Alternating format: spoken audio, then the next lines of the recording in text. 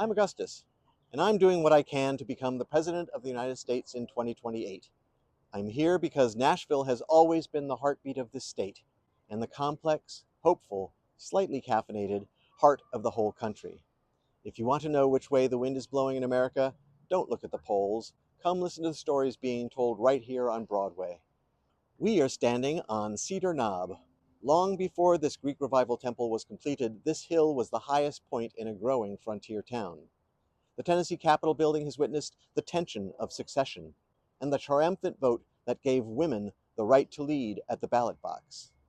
But for far too many Tennesseans, these halls have become a black hole, a place where the voices of the masses go in, but only the interests of the rich and the well-connected come out. Today is day 8 of my 50+1 Capitals tour. My plan seems obvious to me and necessary, but behind me in the halls of power, and for other presidential candidates, it could be considered radical. The plan is to visit every capital in this country, including Honolulu and Juneau, over the course of about 60 days. Not to give motivational speeches, but to listen to the people, and hopefully to truly hear what problems the general public need fixing. Tennessee is a state defined by its 3 grand divisions, a land of 3 stars bound together.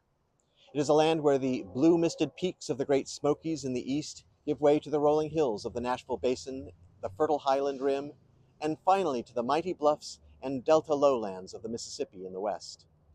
Tennessee has always been a place where people aren't afraid to step forward when the call goes out. To lead here, one must respect the unshakable spirit of the volunteer and the deep, enduring roots found in the music and the soil of this mother of Southwestern statesmen. To be the leader of the whole country, you actually have to know the whole country. You have to breathe in the crisp fall air of the Northeast, feel the heat and humidity of the South and Southwest, and stand in awe on the Great Plains. You need to admire the magnificent views of the Pacific Coast Highway, cross the mighty Mississippi, and traverse the passes of the rugged and majestic Rockies. You cannot lead a people you do not know, and you cannot know the people from inside a speeding motorcade, a high-flying jet, or a gilded office. Having lived in 7 states and visited all 50 states at least once before, I feel I have a glimmer of understanding of who the people of the United States truly are. But you can never stop learning, so I'm visiting each state again. And I plan to do this over and over again during the course of my campaign and during my presidential term. Now, you might be thinking, who is this guy? Why him? As I said, I'm Augustus. I was born in New York State 64 years ago. Like you, I've spent much of my life working. I've seen presidents and Congresses come and go. I've seen industries rise and fall. And I've watched as the people who keep this nation functioning are treated like sheep or cattle, as resources, not people. But is he qualified, you may be wondering? The Constitution says I am. The more important question is, how do I know if someone is qualified? For me, being qualified means that the person is working as hard as they can to help the most people in the country as possible. So think about the people who currently meet in the Tennessee General Assembly and in Washington, D.C.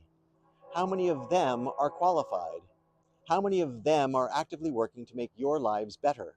It seems to me that many representatives have forgotten the primary requirement of the job, remembering who they represent. They shouldn't represent the lobbyists.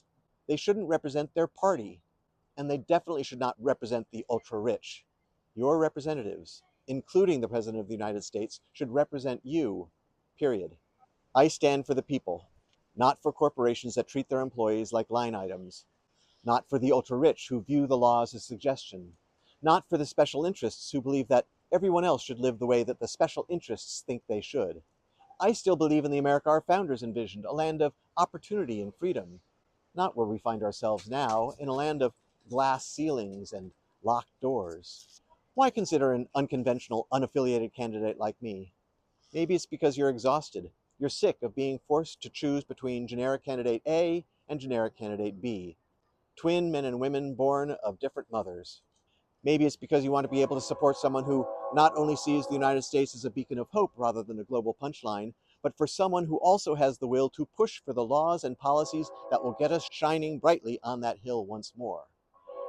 The motto of Tennessee is agriculture and commerce. It's a practical, hard-working promise. But for far too long, The only commerce being protected in these halls is the trade of influence for those with the biggest checkbooks. It's time we put the focus back on the agriculture, the roots, and the growth of our everyday citizens, and ensure our commerce benefits the many, not just the few. I'm headed to Little Rock, Arkansas tomorrow. I have many miles and many state capitals ahead of me. If you see me on your state house steps, don't just take a picture. Come over and say hello. Tell me what's on your mind. Tell me what keeps you up at night. Tell me what you want for your children. I'm Augustus, and I'm here to listen. I'll see you on the steps where you live.